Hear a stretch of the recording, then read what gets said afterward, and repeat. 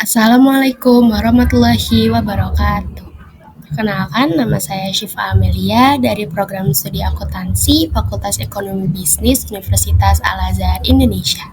Di video ini saya akan menjelaskan materi sebelum UAS dari mata kuliah akuntansi syariah menengah. Nah, yang pertama itu ada pasar modal. Pasar modal merupakan tempat bertemunya penjual modal atau emiten dan pembeli modal atau investor. Di dalam pasar modal terdapat kegiatan yang bersangkutan dengan penawaran umum dan perdagangan efek. Nah, UU nomor 8 tahun 1995 mengatur mengenai pasar modal. Selain itu, terdapat pasar modal syariah. Transaksi dalam pasar modal syariah melarang satu, maisir atau spekulasi, kedua, gharar atau tidak jelas, kemudian riba atau bunga, korupsi, penawaran palsu, dan penimbunan. Nah, transaksi di dalam pasar modal syariah atas dasar ridho sama ridho dan serta tidak menzolimi dan tidak dizolimi.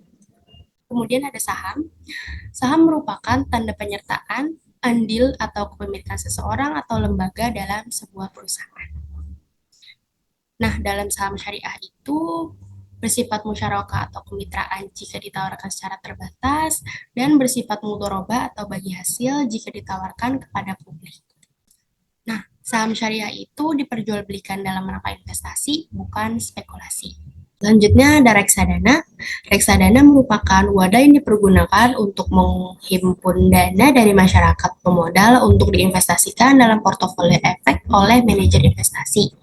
Dalam reksadana syariah, terdapat mekanisme pembersihan harta non-halal atau cleansing. Selain itu, tenaga pengelola yang mengelola reksadana syariah haruslah orang yang mengerti prinsip syariah, serta memiliki dewan pengawas syariah. Nah, investasi dalam reksadana syariah hanya pada efek syariah. Selanjutnya ada sukuk atau obligasi syariah. Obligasi syariah merupakan surat berharga jangka panjang berdasarkan prinsip syariah yang dikeluarkan emiten kepada pemegang obligasi syariah yang mewajibkan emiten untuk membayar pendapatan kepada pemegang obligasi syariah berupa bagi hasil, margin, atau fee. Nah, dalam sukuk terdapat 3 jenis, yaitu sukuk mudharabah, sukuk murabahah, dan sukuk ijarah. Nah, PSAK 110 itu mengatur mengenai sukuk ijarah. Selanjutnya ada sukuk mudharabah. Sukuk mudharabah merupakan sukuk yang menggunakan akad bagi hasil. Pendapatannya bergantung pada pendapatan dari emiten sesuai dengan penggunaan dari dana penerbitan sukuk. Nah, dasar bagi hasilnya berupa pendapatan bruto dengan nisbah keuntungan yang sudah disepakati. Kemudian di sini ada skemanya. Di sini ada contoh soal dari sukuk mudharabah.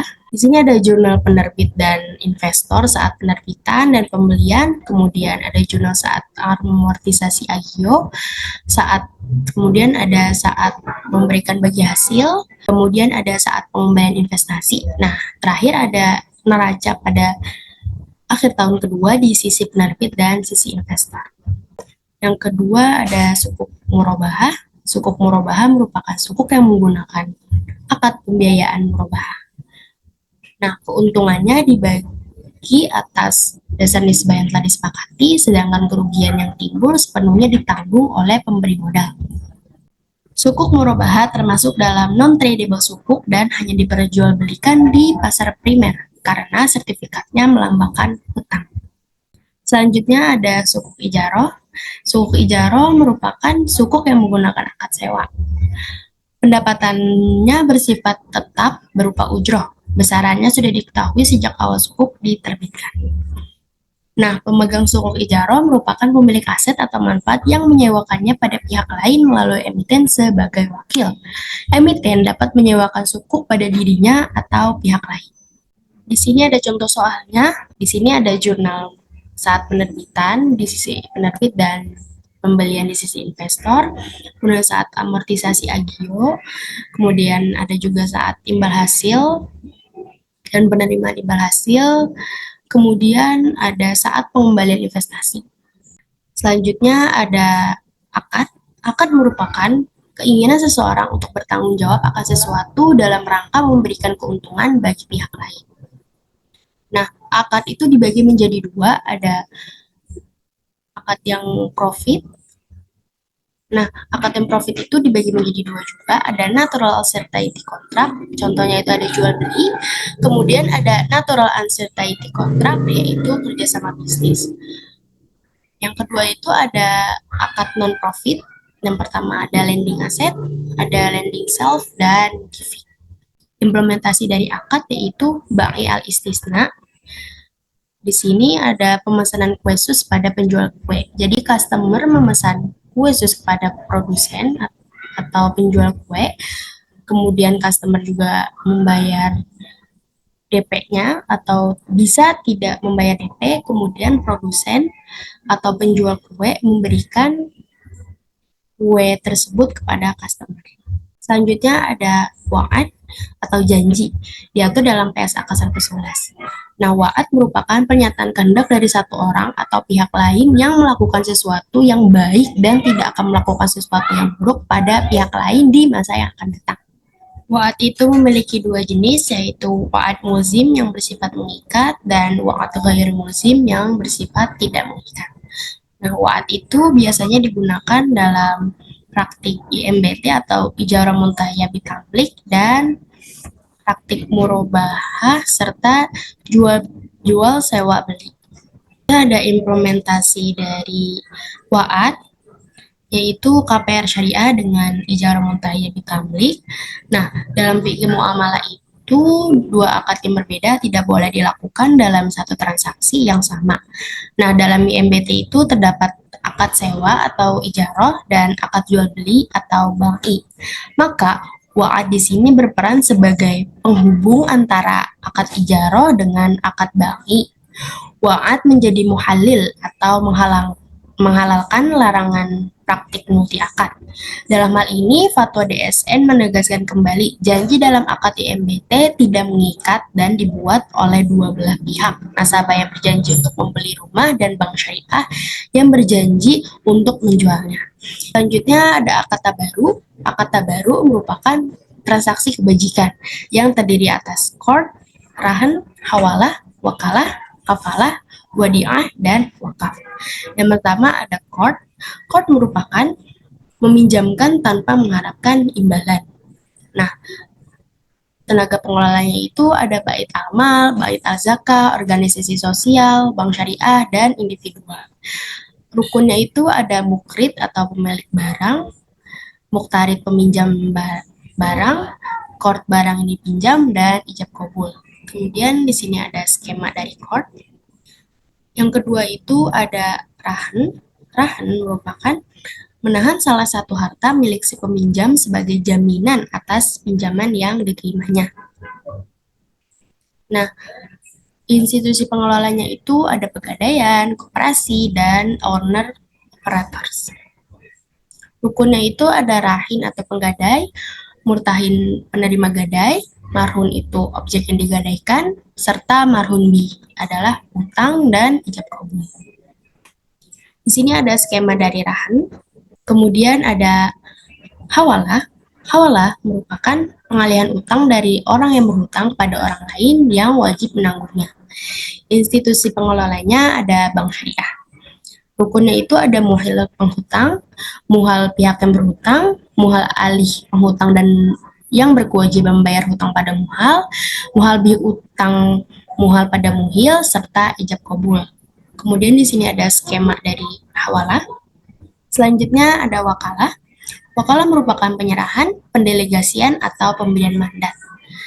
Nah, dalam perbankan biasanya itu berupa transaksi penagihan, pembayaran, agensi, serta administrasi. Rukunnya itu ada muwakil, pihak yang memberi kuasa, ada wakil atau pihak yang menerima kuasa, ada taukil objek yang dikuasakan, dan ijab kabul. Kemudian ada skema dari wakalah.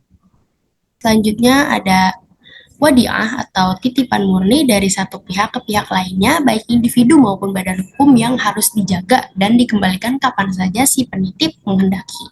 Nah, transaksi wadiah itu banyak dijumpai di perbankan syariah, yaitu adanya jasa penghimpunan dana wadiah dari nasabah dalam bentuk trustee, depository, dan garanti depository. rukunnya itu ada wadi'ah atau barang atau uang yang disimpan atau dititipkan. Kedua ada muwaddi atau pemilik barang.